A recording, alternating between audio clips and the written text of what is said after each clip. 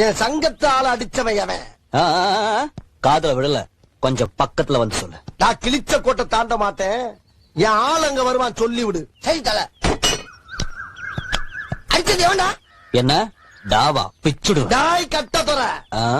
நீ ஒரு அப்பனுக்கு பிறந்திருந்தீனா என் ஆளை அடிச்சு பாரு.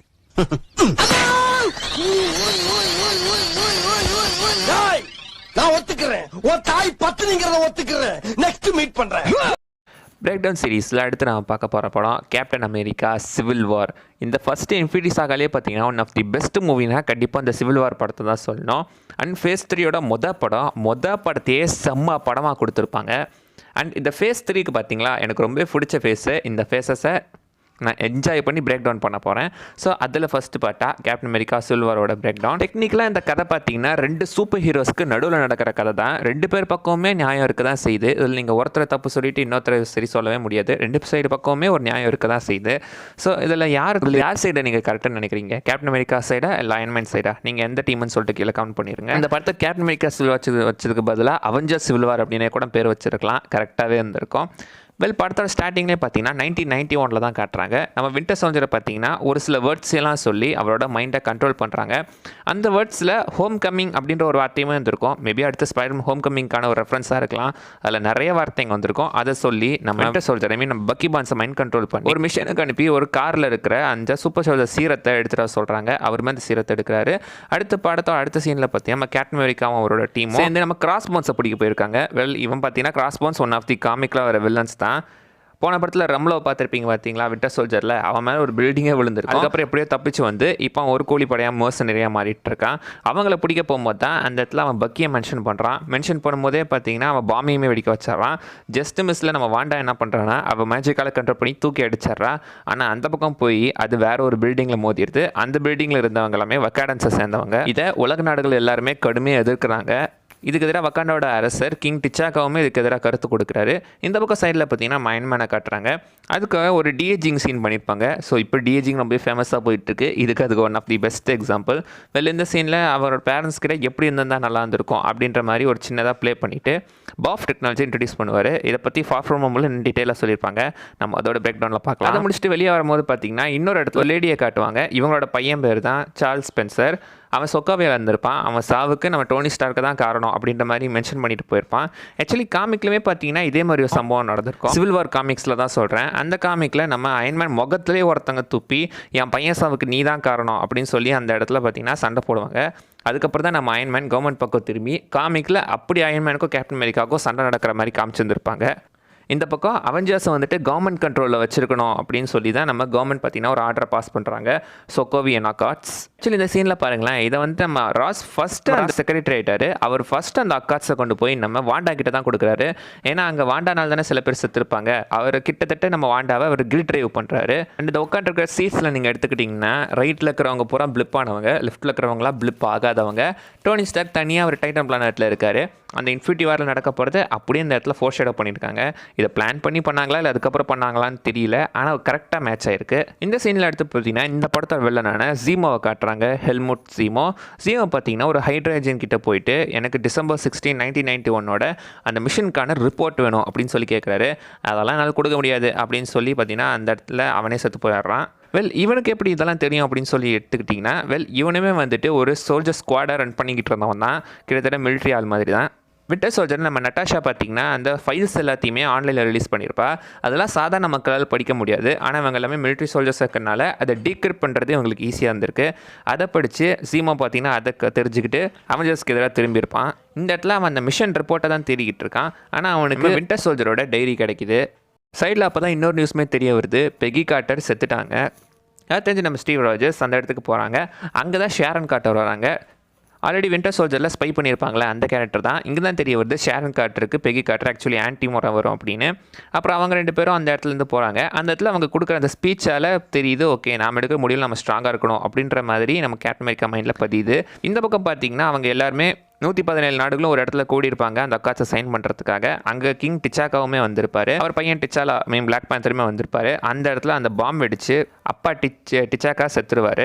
அவர் சாவுக்கு நான் பழி வாங்கி தருவேன் அப்படின்னு சொல்லி நம்ம திச்சாலா பார்த்தீங்கன்னா அங்கேருந்து கிளம்பி அதுக்கப்புறம் தான் பிளாக் பேந்தர் சூட்டை போட்டுட்டு வராரு. இதுக்கப்புறம் நம்ம சாமும் கேப்பும் பார்த்தீங்கன்னா நம்ம பக்கியை தேடி போகிறாங்க. பக்கி இருக்கிற இடத்துல அவங்க தேடி போகும்போது அந்த இடத்துலையுமே நம்ம பிளாக் பேந்தருமே வந்துடுறாங்க. அந்த இடத்துல ஒரு பெரிய சண்டை நடக்குது. அவங்க 3 பேரோட ஸ்ட்ரென்த்தையுமே, ஏன்னா 3 பேருமே பார்த்தீங்கன்னா கிட்டத்தட்ட ஒரு சூப்பர் சோல்ஜர்ஸ் மாதிரி தான், சூப்பர் ஹியூமன்ஸ் இவங்க 3 பேருமே. அவங்க ஃபைட்டு செமையாக காட்டியிருப்பாங்க. ஒரு சீனில் காட்டுத்தனமாக ஓடுவாங்க. அடுத்து அங்கேருந்து அவங்க 3 பேரையும் அரெஸ்ட் பண்ணி கொண்டு போய் அங்கே பக்கி பான்ஸ்க்கு ஒரு சைக்காட்ரிஸ்ட் ட்ரீட்மெண்ட் மாதிரி கொடுப்பாங்க.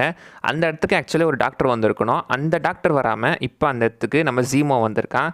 அந்த ஒரிஜினல் டாக்டரை போட்டு தள்ளிட்டு தான் இங்கே வந்திருக்கான். இந்த இடத்துல அந்த டைரியில் இருந்த வார்த்தைகளெல்லாம் வச்சு நம்ம பக்கி பான்ஸை பார்த்தீங்கன்னா மைண்ட் கண்ட்ரோல் பண்ணிடுறான். மிஷின் ரிப்போர்ட்டை பற்றி கேட்டு அந்த இடத்துலேருந்து பார்த்தீங்கன்னா கேட்டுட்டு அவன் எஸ்கேப் ஆகிடுறான். இந்த இடத்துல நம்ம கேப்போ சாமும், இந்த இடத்துல கேப்டன் நம்ம பக்கியை எப்படியோ காப்பாற்றி கூட்டிகிட்டு போய் ஒரு இடத்துல வச்சுருக்காரு. அங்கே பக்கியும் ஃபால்கனும் விசாரிக்கிறாங்க. அந்த இடத்துல தெரிய வருது ஜீமோ ஆக்சுவலி அந்த மிஷன் ரிப்போர்ட்டை பற்றி கேட்டிருக்கான். அந்த மிஷன் ரிப்போர்ட் மூலமாக தான் தெரிய வருது நம்ம பக்கி மட்டும் வின்டர் சோல்ஜர் கிடையாது, இவரை மாதிரியே இன்னும் 5 சூப்பர் சோல்ஜர்ஸ் இருக்காங்க. அவங்க எல்லாம் நம்ம பக்கியோட மோசமான ஆளுங்க, போட்டு தட்டு போயிட்டே இருப்பாங்க. ஓவர் நைட்டில் ஒரு நாடே அவனுங்களால் அழிக்க முடியும். ஆல்ரெடி ஜீமோ கேப்டன் கிட்ட உன்னோட சாம்ராஜ்ய சரீரத்தை நான் பார்க்கணும் அப்படின்னு சொல்லிட்டு தான் போயிருப்பான். அதுக்காக தான் அவன் அந்த சோல்ஜர்ஸ் ரெக்ரூட் பண்ண போயிருக்கான் அப்படின்னு நம்ம கேப்டனுக்கு தெரிஞ்சு நம்ம டீம் 3 பேர் தான் இருக்கும், அது பத்தாது, நான் இன்னும் ஆளுங்களை ரெக்ரூட் பண்ணோம் அப்படின்னு சொல்லி கிளின்டையுமே உள்ளே கூட்டிகிட்டு வந்துடுறாரு. கிளின்ட் ரிட்டையர்மெண்ட் ஆயிருப்பாரு, பட் திரும்ப பார்த்தீங்கன்னா கேப்டன் ஹெல்ப் பண்ணுறதுக்காக வந்திருப்பாரு. கேப்டனும் வந்திருப்பாரு, இந்த பக்கம் வாட்டாயுமே அவர் போய் கூட்டிகிட்டு வந்திருப்பாரு. சைடில் நம்ம ஆண்ட்மேனுமே ரெக்ரூட் பண்ணியிருந்திருப்பாங்க.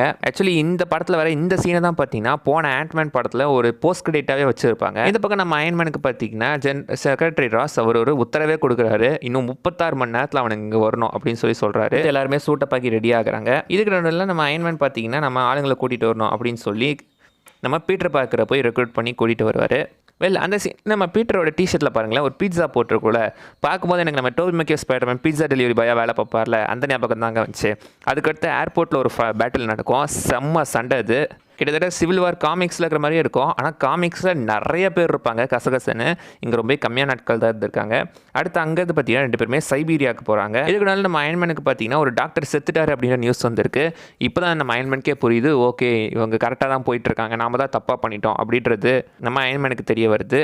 அந்த சைடு பார்த்தீங்கன்னா ஜீமோ என்ன பண்ணியிருக்கான்னா நம்ம பக்கியை பார்க்க வந்து அந்த சைக்காட்டிஸ்ட்டை போட்டு தள்ளிட்டு தான் இவன் சைக்காட்டிஸ்ட்டாக வந்திருக்கான்றது அயன்மேனுக்கு தெரிஞ்சு அவங்களுக்கு ஹெல்ப் பண்ணுறதுக்காக அங்கே போகிறாங்க. அங்கே போய் பார்த்தா தான் நம்ம ஜீமோ அந்த ஆல்ரெடி இவங்களுக்கு முன்னாடி ஜீமோ அந்த இடத்துக்கு வந்துட்டான். வந்து அந்த 5 சூப்பர் சோல்ஜர்ஸையும் அவனே கொண்டுட்டான். அவன் தேடி வந்தது இதுக்காக கிடையாது, அவன் ஒரு ஃபுட்டேஜை தேடி வந்திருக்கான். அந்த ஃபுட்டேஜில் ஆரம்பத்தில் ஒரு காரை கந்தல் பண்ணியிருப்பாங்க பார்த்தீங்களா, பின்னாடி இந்த சூப்பர் சோல்ஜர் சீரத்தியெல்லாம் எடுத்தது, அந்த காருக்குள்ளே இருந்தது நம்ம டோனி ஸ்டார்க்கோட அப்பா அம்மா 2 பேர்த்தையுமே பக்கி தான் கொண்டுட்டு அந்த சீரத்தையுமே எடுத்துகிட்டு வந்திருக்கான். ஆனால் அவனாக கொள்ளல, மைண்ட் கண்ட்ரோல் தான் பண்ணியிருக்காங்க. இதை நம்ம டோனி ஸ்டார்க் பார்த்துடுறாரு. அவன் தான் கொண்டான்றது தெரிஞ்சு அந்த இடத்துல ஒரு செம்ம ஃபைட் நடக்குது. ஆனால் ஆக்சுவலி பார்த்தீங்கன்னா இந்த இடத்துல நம்ம டோனி ஸ்டார்க்கோட அப்பா அம்மாவை கொண்டது நம்ம பக்கி தான் அப்படின்றது நம்ம கேப்டனுக்கு நல்லாவே தெரியும். காரணம் பார்த்தீங்கன்னா போன வின்டர் சோல்ஜர் படத்துலேயே வந்துட்டு டாக்டர் ஜோலாவோட அந்த ஒரு ஃபுட்டேஜஸில் காமிக்கும் போது அங்கேயுமே காமிச்சிருப்பாங்க.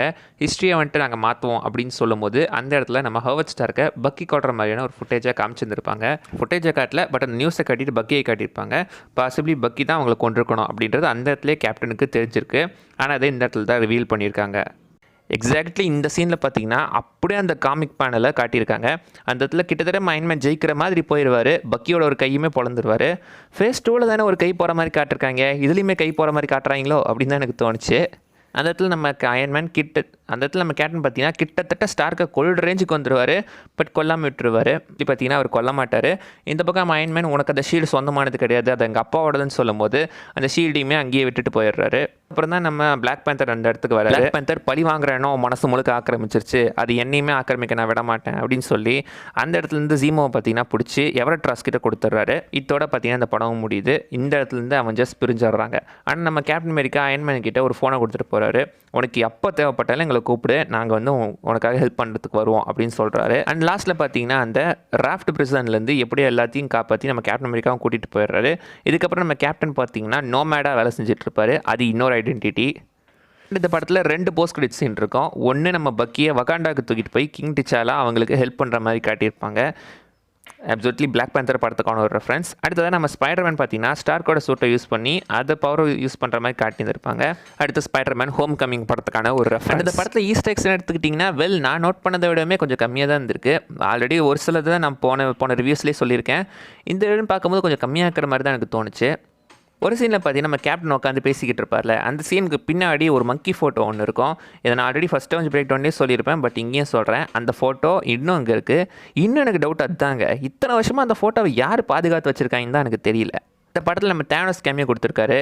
என்னடா விளாட்ற இதில் எங்கடா தேனோஸ் வந்திருக்காரு அப்படின்னு கேட்டிங்கன்னா, இந்த சீனில் ஒருத்தரை காட்டார்ல, அவெஞ்சர்ஸ் படத்தோட போஸ்ட் கிரெடிட் சீனில் இவர் தான் ஆக்சுவலி தேனோஸாக நடிச்சிருப்பாரு. இவருக்கு அப்புறம் தான் மற்ற படம் எல்லாத்துலேயுமே ஜாஷ் ப்ரோலின் நடிக்க வச்சிருக்காங்க. அதே ஆக்டரை கூப்பிட்டு இங்கேயுமே ஒரு கேமியோ கொடுத்துருக்காங்க. அடுத்து நம்ம டேரக்டரோட ஒரு கேமியோ இருக்குது. இவர் தான் பார்த்தீங்கன்னா ஜோ ருசோ, அந்த படத்தோட டேரக்டர். அவருமே ஒரு சின்ன கேமியோ கொடுத்துருக்காரு.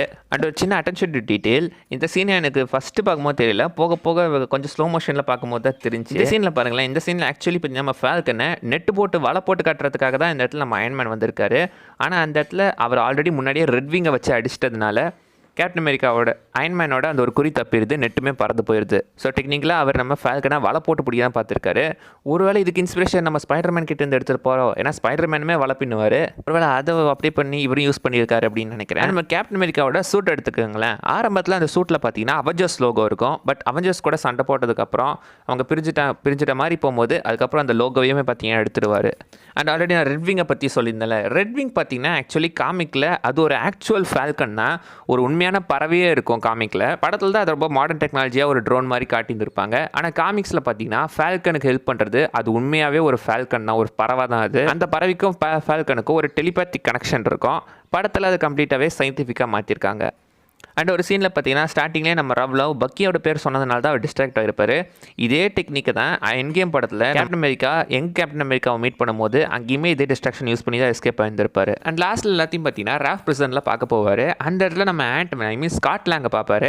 ஸ்காட்லாங் பார்த்தீங்கன்னா ஸ்காட்லாங் அயன்மேனை பார்த்துட்டு பேசுவார். ஆனால் அயன்மேனுக்கு ஸ்காட்லாங் யாருன்னே தெரியாது. ஆனால் ஸ்காட் தான் அயன்மேன் சூட்டுக்குள்ளேயே புகுந்து ஆட்டம் காட்டியிருப்பான். ஆனால் நம்ம டோனி ஸ்டார்க்கு ஸ்காட்லாங் யாருன்னு கூட தெரிஞ்சிருக்காது. நீ யாருன்னு எனக்கு தெரியாது. அண்ட் போன ஃபேஸ் 2லேயே பார்த்தீங்கன்னா ஸ்டார் வார்க்கான ரெஃபரன்ஸ் வச்சுருக்காங்கன்னு சொன்னால, இதுலேயுமே அந்த ரெஃபரன்ஸ் இருக்குது. ஒரு சீனில் நம்ம பீட்டர் பார்த்தீங்கன்னா எம்பையர் ஸ்ட்ரைக் பேக் படத்தை பற்றி சொல்லுவார். அதில் வந்து ஒரு மூவை பற்றி எக்ஸாக்ட்லி எகைன் ஒரு ஸ்டார் வார்ஸ்க்கான ரெஃபரன்ஸ். அவ்வளோதான் ஃப்ரெண்ட்ஸ், நான் அந்த படத்தில் சொல்ல வந்தது. நிறைய விஷயம் மிஸ் பண்ணால் நீங்கள் கீழே கமெண்ட் பண்ணுங்கள். அடுத்த வீடியோவில் பார்க்குற வரைக்கும் பை பாய்.